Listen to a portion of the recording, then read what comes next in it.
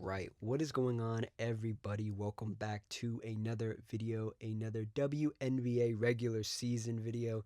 In this video, we're going to talk about the WNBA trade deadline that came and went on Sunday. It was at 3 p.m. We had two trades. There was only one real one of significance, and as you can see in front of you, it is Kelsey Plum to the Phoenix Mercury. The Los Angeles Sparks traded her. We're going to get into all the details, talk about the other trade at the end of the video. So if you like what I say, like the video. If you have any opinions, comment it down below. And if you just like the vibes, consider subscribing. So let's give you guys the trade details first, and then we'll get into my thoughts and all that stuff. So the Los Angeles Sparks trade Kelsey Plum to the Phoenix Mercury for a Cole McConney, a 2027 first round pick, and a 2020 second round pick. So first things first, I did theorize that this trade could happen. I want to hold my hand up. I want to say this wasn't my preferred destination for Kelsey Plum, but I thought it was a realistic one because when you looked around the landscape for trades for Kelsey Plum, there wasn't a lot of momentum, and there weren't a lot of suitors. There was Atlanta, there was Golden State, and there was Phoenix. And there were some other names that popped up before the trade went down, obviously, on that Friday and that Saturday. It was like the Liberty could get involved, and some other team could get involved. Those conversations didn't happen to my knowledge. So it was really just between Golden State, Atlanta, and Phoenix. And Atlanta was sort of like the third team. Golden State didn't want to give up too much value. Apparently, the Los Angeles Sparks were asking too much from the Golden State Valkyries, so they went to the Phoenix Mercury. And for those who don't know, the Phoenix Mercury are desperate enough and maybe a little bit, dumb enough to do this trade. I'm gonna also say here at the beginning, I'm a Kelsey Plum fan. She's the woman that got me into women's college basketball when she was at Washington, and then into the WNBA. So I want to say I'm a Kelsey Plum super fan, but I've been following her whole career. And the honest truth about Kelsey Plum is that I said this on another platform. I think Kelsey Plum has reached the peak of her powers, right? Like she's the best she's ever going to be right now. She's 30 years old, something like that. She's the best she's ever going to be. She's not getting any better, in her individual game. But I feel like she has yet to be unlocked in a starting lineup. She was a sixth woman, sometimes a spot starter for the Las Vegas Aces in her time in Las Vegas almost many years. Was that 2 years ago, 3 years ago now? After this season, will be 3 seasons ago now. Right? 3 seasons ago. Going to Phoenix is going to be interesting because, one, like I said, maybe some untapped potential. I don't know how much I trust Nate Tibbetts to integrate her this quickly into the team because there's so few games left. And to talk about the games that are left, the Phoenix Mercury are hunting for a playoff spot, just a playoff spot. They're not even in the playoffs. They're 6 games back. That's the NBA standings. Give me the WNBA standings here. They're 6 games back with, let's see, who's in front of them right now? Chicago, Los Angeles, New York, Washington Mystics, and Indiana Fever, and then the Dallas Wings. But those teams are in the high teens. They're about to get to 20 wins, and the Phoenix Mercury have only 11 wins and 19 losses on the season. So integrating Kelsey Plum into this offense, her not being the most healthy the last couple years is worrisome. There's a bunch of things going on and things that are at play in this trade. You also look at the draft picks that they gave up. If I go look at the draft pick situation, more specifically talking about next year, because that's the one that's going to be really impactful, the Los Angeles Sparks now was projected to be the number 6 pick and the number 7 pick in next year's draft. So that would essentially net them, assuming they don't jump up, Melissa Fulwiley from LSU and Talisa Cooper from Ole Miss. Cooper from Ole Miss. And those picks can jump up depending on if the Phoenix Mercury make the playoffs, how bad the Sparks are, because they own their 1 pick, the 6th pick, supposedly, or projected. And then, obviously, the Sparks have the Mercury pick. So that's not really dictated by their record. It's dictated by the Mercury record. So the Los Angeles Sparks are basically hedging their bets and saying, we know Kelsey Plum's health. We know how many games are left in the season. We know this Phoenix Mercury team has like maybe like a 30 to 40% chance of making the playoffs. Given the teams that are ahead of them that are on a roll, given the time that it's going to take for all the players to acclimate that Kelsey Plum is joining in Phoenix. And it's strange to me because the Sparks are also like, well, we know we're going to be bad. We want to be good, but we know we're going to be bad. We know the situation we're in. We know we don't have the talent to compete with some of the bigger teams and the bigger name players in just the WNBA, not even in their conferences, because the conference doesn't matter in the WNBA, just the league as a whole. If we get a good pick, cool. But now we have Phoenix pick too. So if they're bad and they miss the playoffs too, then we have double the chances of jumping up in the draft, which should be amazing. I saw some stuff on Twitter that was like somebody simulated the draft and the LA Sparks got number 1 and number 2 in the draft, which would be crazy. But let's refocus on Kelsey Plum here because she is one of my favorite players, and I do have a lot of love for her and respect for her as a player. Um, we can talk about when we're wrong in LA in a minute.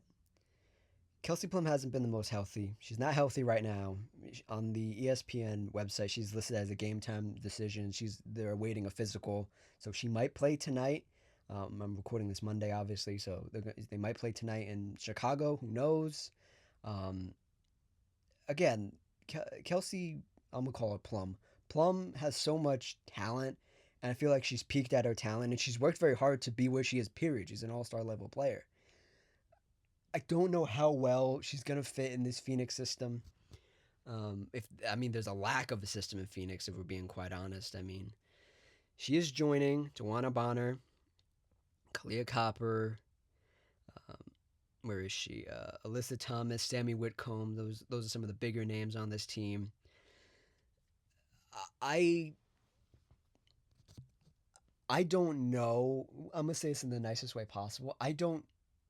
It takes a certain type of person to coexist with Dewana Bonner and Alyssa Thomas. They've been known to be very possessive and very self-oriented. Not necessarily in their play styles, but just like behind the scenes and stuff. There are some not positive things I've heard, and that could all be hearsay. That could all be bluff. But you know your reputation follows you, and I think Kelsey Plum is one of those people that has always, I don't want to say always been in a positive environment, but has always been somewhat a key piece, right? And Phoenix trading 2 picks to get her and trading a very good player to get her shows that respect, and shows that she's going to be a key contributor on this team. How much of a contributor? Kelsey Plum loves to have the ball in her hand. That's the reason she wanted to go to the Sparks in the first place. Um, to have the ball in her hand, to do more with the ball, to show she can really ball out, and she has the talent to not just be a sixth woman, but be a starting level player. She's going to be a starter on this team. She's going to be playing with players that do take the ball out of her hand, but don't operate in the same areas as her. Kalia Copper might be the only one that operates in the same area as her. Um, Plum, what is she shooting this year on threes? Let me see. What is Kelsey Plum shooting on threes this year? Because if it's a high percentage, that might be a little more open to. Um, let's see. Thinking this might work. 3-point percentage, 38%. That's it's like a top 6 season of her shooting threes. Um, yeah, it's like a almost top 5 season of her shooting threes of her career. Um, what other stuff is there that Phoenix has? Um, they only have her for 1 year. After this year, she's an expiring contract. She's no, not after this year. This year, she's an expiring contract. So they have to get her into Phoenix, right? They have to integrate her, make her feel comfortable enough to re-sign. This is the bet you're taking if you're Phoenix, where you're like, well, we're gonna be bad anyway. If we're bad, we lose our picks. We probably blow it up, right? That's probably what happens, right? Because We don't know if DeWanna Bonner is going to play past the season. Alyssa Thomas is sort of just aged out of the league, I want to say. I think she's somewhat still impactful player, but you're not building a championship team around her. You had Satu Sabali leave last season, this past off season after a run to the finals. I don't know how much of that was the locker room or just was the mishandling of her own injury. That's up for debate. We might not ever know, but bringing in a person like Kelsey Plum is going to be, I won't say she's very hard to integrate, but she's very she's been playing a certain way the past 2 years, right? And she has played a sort of more compartmentalized role when when she was in Las Vegas. But does she want to go back to that? What was she averaging this season? These past 2 seasons, she was a 20-point scorer. In 2022, she was a 20-point scorer in um, Las Vegas. So she wants to be a 20-point scorer. Not saying the numbers are the be all end all. Would she be comfortable to dropping to like 17 points per game, 18 points per game after averaging 23 earlier this season? I don't know. She's going to get a lot of open looks with the way Alyssa Thomas plays, the attention Alyssa Thomas generates. It's going to be sort of like playing with Asia Wilson, and I think some of the best versions of Kelsey Plum was playing with Asia Wilson. I don't know how much I like Kelsey Plum with Nate Tibbetts, the coach. I don't feel like Nate Tibbetts really optimizes his guards. I feel like if they're hot, he lets them play, and if they're not, then he just sort of does the same old rotation. Earlier this season, actually not even earlier this season, they didn't even get to play together. It was oh no, they played like 1 or 2 games together. It was Nogic and Whitcomb who ran the point guard spot. It was just who's hot, who's not. They get more playing time. This team doesn't really have a center that wows me. Like I've seen some projected lineups where Alyssa Thomas is at the 5. I don't love that. Um, you have like where is she? You have Linskins. You have Natasha Mack, who's not really a center, but like a 4. It's a small team. It's getting even smaller with Kelsey Plum.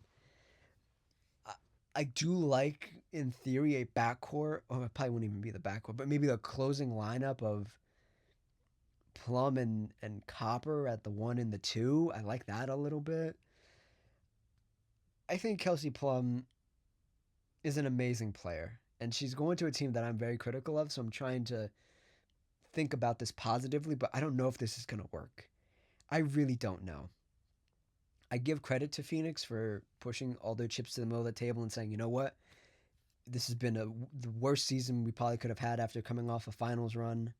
We lost some talent. We didn't even gain anybody in the offseason, really. We had to make a move to try to get somebody in the building to try to convince them, hey, this is the top organization. We just need a couple more players. Does Kelsey Plum want to stay? Um, is she gonna be fine? I guess. Again, the injury stuff sort of scares me even as a Kelsey Plum fan. I'm like, there's like what, 14 games left, 12 games left. If she plays like 6 games, is that enough? If you get 6 games of Kelsey Plum and you traded 2 picks, one first and one second, and a halfway decent player, do you find that worth it? You're really gonna have to convince her to stay because she played in Las Vegas. She knows what a top organization is like, and she played in L.A., which isn't a top organization, so she knows the good from the bad. And the other thing that we can start leaning into now and talking about is L.A., where they're getting. Let me go back and see what it is. Monique Akomakani, we'll call it Akomakani. 2027 first round pick, 2028 second round pick. I don't care about the second round pick. The second round pick isn't going to be anybody. Second round picks rarely turn into anything in the WNBA. I want to go back to when the Los Angeles Sparks got Kelsey Plum. This is an official press release from the Sparks on Saturday, February 1st, 2025. What the Sparks gave up to get Kelsey Plum. There's a bunch of stuff here. It was a 3-team trade between the Sparks, the Aces, and the Storm. They get Kelsey Plum, and they receive the number 9 overall pick in the 2025 draft. The Storm get the 2026 second round pick and a the number two pick in that draft, in the 2025 draft that eventually became Dominique Malonga. And the Sparks also gave up Lee Yuru and Las Vegas's 2026 first round pick to the Storm, and the Aces got Jewel Lloyd. So the funny thing about this trade, looking back on it in Lee Yuru is no longer in Seattle; she's in Dallas. So the Storm only got Dominique Malonga out of that trade, which is a huge positive for them. I think they walk out of this trade winners. The Aces got Jewel Lloyd, who played like three really good playoff games and is still on the team, so she's contributing in some capacity. And the Sparks got Kelsey Plum, and eventually that turns into another first round pick in this next year's draft. So they gave up a lot and got a whole lot of nothing back. They got 2 years of Plum. I guess you got NECA back this past off season because you convinced her this is a competing team. When you had Plum, NECA and Plum only played what maybe 2 dozen games together, maybe even less than 2 dozen games together. Um, right? I'm not wrong in saying that. Yeah, maybe less than 20 games together. This was a disaster for Los Angeles. This was truly, I think this was the worst case scenario, and we don't know what that pick could be in this next year's draft. I mean, we go look at it. At worst, you're gonna get Melissa Fuwiley. At worst, I mean, she could even, if Melissa Fuwiley balls out, she could be the number three, the number four pick. So you might even get a chance to touch her or interview her. You're gonna be working with like, and these are just names I know: Tessa Johnson, Cole Kitts from South Carolina, both of them from South Carolina, or yeah, South Carolina. Clara Strack, a center. It's not a particularly deep draft. I mean, there's some talented players here. Don't get me wrong, but it's not particularly deep draft. It's very top heavy. It's Juju. It's Hannah. It's Madison Booker. It's Melissa Fuwiley. It's Michaela Williams. It's not a particularly deep draft, so you need to get a top three, a top four pick, maybe. That's the projection of the pick. I I don't know what this Sparks team was, and I've been very critical of them. And I even said it at the beginning of this year. I was like, I didn't do any like preseason rankings because like the WNBA is so hard to tell who's gonna be really good. I thought the Sparks would be kind of good.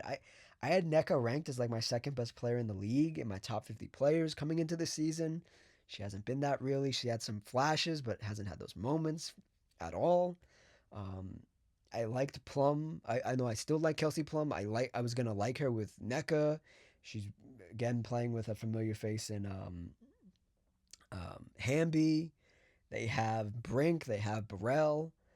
They had Rakia Jackson. I thought the team was going to be very good. Then Rakia Jackson got traded.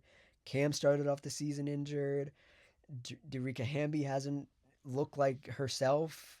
And then Kelsey Plum got injured. And it sort of, nothing ever lined up perfectly for the Sparks team. And I don't want to say I felt bad. I felt bad for Plum because again I'm a Plum fan. I felt bad for her because she had left a great situation in Las Vegas, and I understand wanting to at least to be try to be the number one player on a really good team. If you feel like you have that talent, you should go and do it. I don't know if Kelsey Plum's ever going to win again. I'm speaking right now. If she ends up going to Atlanta or uh, Golden State, then yeah, I'll have to switch my opinion, obviously. But as of right now, I don't know if she's ever going to win again. And that makes me very sad because Kelsey Plum's such a talented player. And to get back to the Sparks part of this, I'm I'm so confused why you tried to be a fake contender. I understand you in Los Angeles. I understand there's an expectation of this team. The coach sucked. I'm sorry, the coach sucks. The GM sucked enough that they fired them mid-season. Um, and you've depleted a lot of your assets. I mean, you're gonna get another young player in this year's draft. You have NECA, who I guess wants to be home, wants to be back in Los Angeles. I guess that's enough, sure. Um, you have Darica Hamby, who even as somebody who watched her play when she was on the Aces, always felt like her game was gimmicky. I never felt like she was really that special or all that great. Like I'm just being honest, and some of you might hate that, but that's just my opinion. And you've wrecked your development of your young players. I mean, Ray Burrell has shown flashes. She needs more time to play, but if you were pretending to be a fake contender, then she didn't get those minutes. She played last night when they played. Was that they played in Portland? She looked okay. Cam Brink, I feel like her development has been so stunted by Lynn Roberts, the coach of the Sparks, and these players never really got time to mature enough, and they just weren't ready to play with Plum or play with NECA.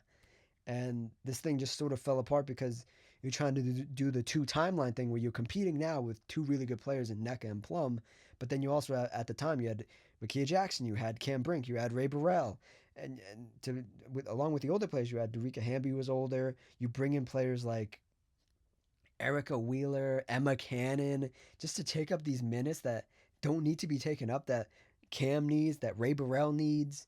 And it just became a whole mess. And I understand Kelsey Plum wanting out of this situation because, like, there's no upward mobility for this team.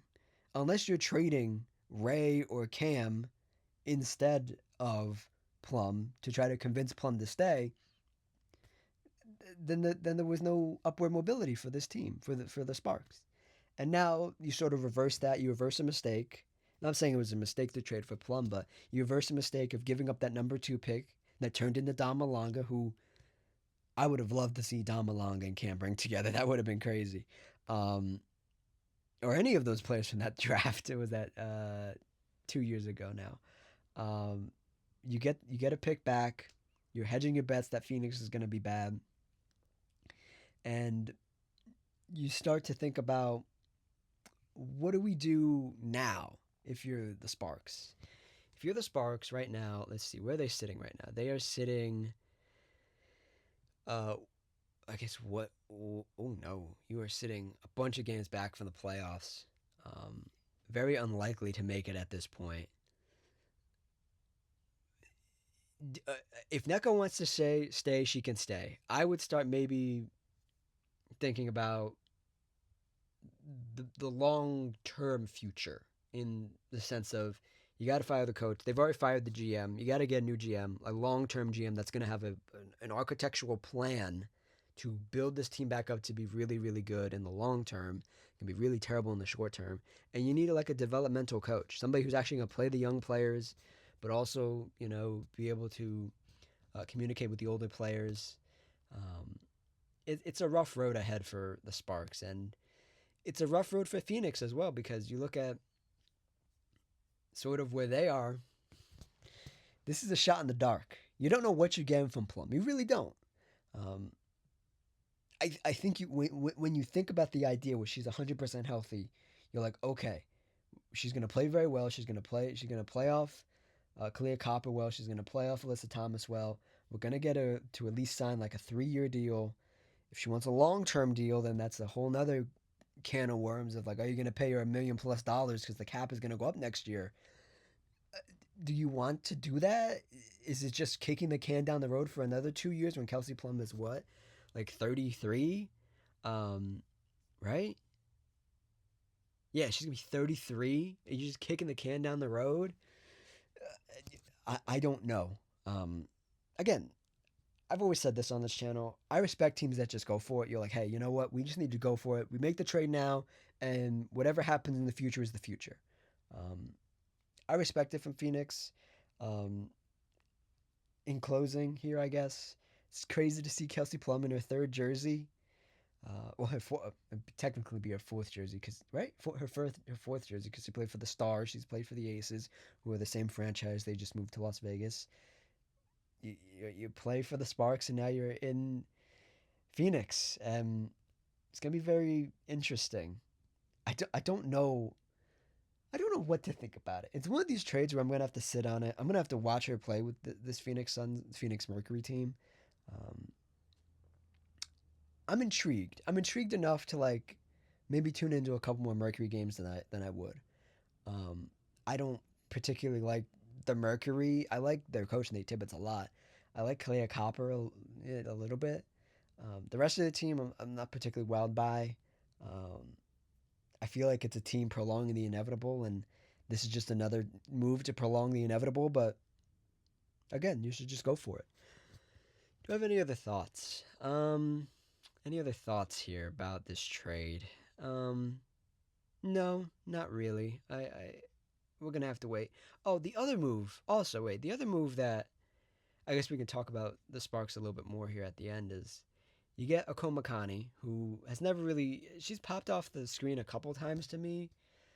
I had never felt like she was that great. I guess it's just she's 25 yet. She's 25 years old. Damn. I'm not gonna say what I thought. um, you get Akomakani, who I don't even know if she's on a long term contract. I feel like she might as well be. Um, the other move that made me just scratch my head from the Sparks perspective was like giving Ariel Atkins a lot of money to come and play, and she hasn't done anything. She's barely even played defense this year. That wasn't great. Also, who did they waived that other player, and now she's on the Aces. You waiving players young players who you should have kept.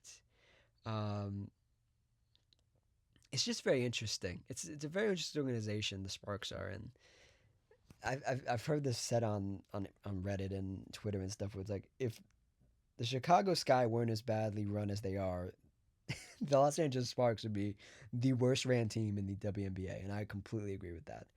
But yeah, that's it. That's the video.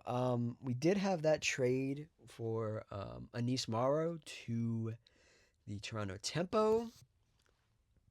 I have no feeling about that. I feel like maybe that's a sign that Brittany Sykes is not going to come back this season. That they're going to need Anissa Morrow scoring, who I think Anissa Morrow is so underrated. And I feel like once she really starts playing these last couple games for the Tempo, she'll be really good. For the Mercury, it's not for the Mercury. For the Connecticut Sun, it's just shipping off some talent before the end of the season. Um, Maybe we'll see them do that more in the offseason as well. And yeah, that's it. That was the WNBA trade deadline. I really thought there would be more. I really thought this would be like a longer form video for you guys.